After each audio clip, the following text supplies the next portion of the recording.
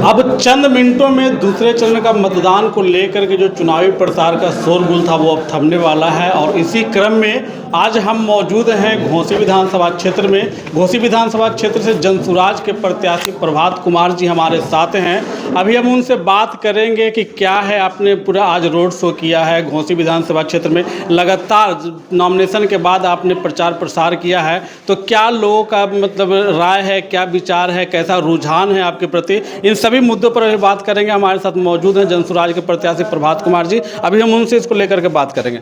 भैया, आप अभी लगातार चुनाव प्रचार में हैं, नॉमिनेशन के बाद आप घोसी के महान जनता के बीच में हैं, तो क्या लग रहा है आपको? जैसे देखिए, हम जब से घोसी में आकर के और उतरे हैं फील्ड में, तभी से लोगों का समर्थन काफ़ी ज़ोर शोर से मिल रहा था।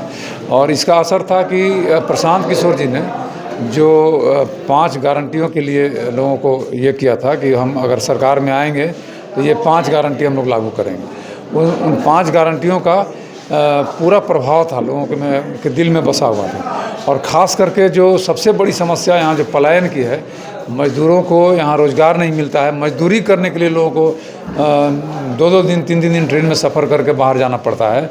तो उसके माने उस चीज़ को लोग काफ़ी आकर्षित हो रहे थे, उस चीज़ के लिए आकर्षित हो रहे थे कि जो हम लोगों ने पहला जो गारंटी का कार्यक्रम रखा है कि पलायन को हम लोग रोकेंगे। तो पलायन को रोकने के लिए हम लोग आह्वान किए थे प्रशांत किशोर जी कि जो भी लोग आए छठ दिवाली में, वो यहाँ रुक करके और एक और पर्व मना के जाएं, चुनाव का पर्व मना करके ही कहीं जाएंगे।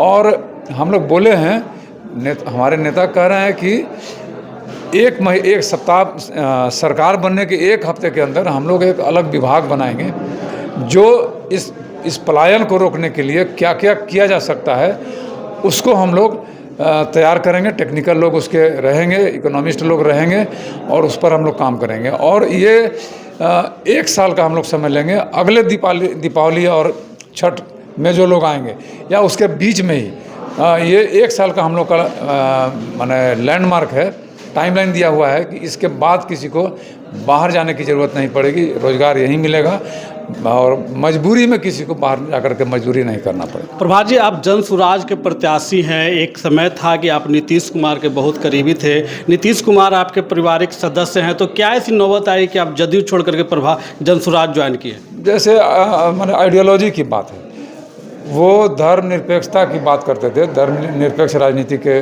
पैरोकार थे, कहिए कि वो सिरमौर थे। लेकिन जिस तरह से उन्होंने 2017 में बिना कोई कंडीशन के एकदम से सरेंडर कर दिया था उन्होंने भाजपा के सामने, ये बात उनके आइडियोलॉजी जिसके कारण हम उनकी तरफ आकर्षित हुए थे, वो उनके पूरे व्यक्तित्व के खिलाफ था।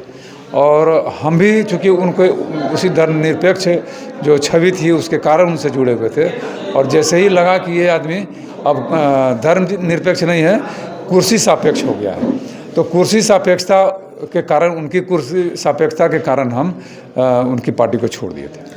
अब आप यहाँ आज रोड शो किए हैं, रोड शो के दौरान आपने अलगना मोड़ से रोड शो की शुरुआत की थी। आपकी काफ़िला जैसे ही नोनी मोड़ से आगे पहुँची, वहाँ पे कुछ असामाजिक तत्व के लोगों के द्वारा हमला किया गया था। उस हमला में ये भी देखा जा रहा था कि महिलाएं भी डंडे चला रही थी, तो क्या लगता है, मैंने क्या उन लोग का भाव रहा होगा कि आपके ऊपर हमला किया गया? नहीं, देखिए, वो लोग पूरे डिस्टर्ब करना चाहते थे इस काफ़िले को, और इतना बड़ा काफ़िला था, उसको लेकर के उन लोग को लगा कि तो सचमुच में हमको नहीं लगता है कि इतना बड़ा रोड शो जहानाबाद में किसी नेता का हुआ होगा। तो घबराहट है उन लोगों को, और वो कुछ असामाजिक तत्व उस समय चढ़ गए हमारी गाड़ी पर नहीं, हमारे डीजे वाली गाड़ी पर, और उस पर उन्होंने हमारे 2 कार्यकर्ताओं को। तो क्या लग रहा था कि एक जंगल राज का एक दृश्य है यहाँ पे? हाँ, ये तो दिख गया आज। अगर इन लोग की सरकार आएगी तो इसी तरह के हरकत करेंगे ये लोग, और जंगल राज का नमूना ये लोग दिखा रहे हैं बीच बीच में। और यही कारण है इन लोगों की इन्हीं हरकतों के कारण मुझे नहीं लगता है कि तेजस्वी फिर से कभी मुख्यमंत्री बनने के इतने करीब पहुंचेंगे जो 2020 में पहुंचे थे। घोसी विधानसभा क्षेत्र में अगर जो देखा जाए तो जातीय समीकरण को लेकर के आप कितना आश्वस्त हैं? देखिए, हम लोग का जो मुद्दा है वो जाति से काफ़ी ऊपर उठ करके है। ये हर जाति में जो गरीब लोग हैं उनके लिए ही ये कार्यक्रम है। 5 जो गारंटी है, अगर वो किसी परिवार में पहुंचेगा, गारंटी का जो फ़ायदा, तो हर परिवार की आमदनी 20,000 रुपये तक बढ़ेगी। तो पूरे जो हर जाति के ऊंची जाति, नीची जाति जो भी हैं, सबके लिए वो कार्यक्रम है। जो भी गरीब लोग हैं इसको दिल से लगा रहे हैं और हाथों हाथ इस कार्यक्रम को ले रहे हैं। तो यहाँ जाति का फैक्टर ही ख़त्म हो गया है। तो अब क्या लगता है, अब बस एक दिन समय बच गया है, 11 तारीख को मतदान है। अब खास करके घोसी के लोगों से क्या अपील करेंगे आप? घोसी के लोगों से अपील करेंगे कि ये जो वो चुनाव जीत रहे हैं और इस जीत के मार्जिन को बढ़ाएं और इस लहर को आंधी में परिवर्तन करें। जो बदलाव की लहर जो पूरे घोसी में उठ रही है, पूरे बिहार में उठ रही है, और घोसी भी उससे अभिन्न अलग नहीं है।